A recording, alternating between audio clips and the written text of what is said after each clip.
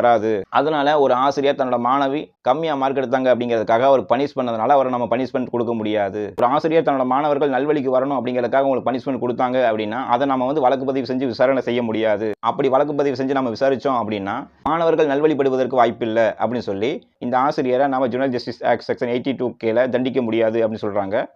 மேலும் இவர் மீது இந்திய தண்டனை சட்டம் பிரிவு 324 கீழே ஒரு வழக்கு பதிவு செஞ்சிருக்காங்க.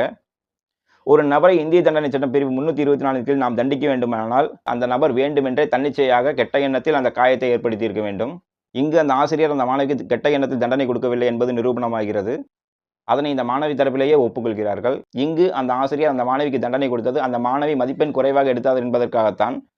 இதில் அந்த ஆசிரியருக்கு எந்தவித தன்னிச்சையாக பழிவாங்கும் எண்ணமோ கெட்ட எண்ணமோ இல்லை.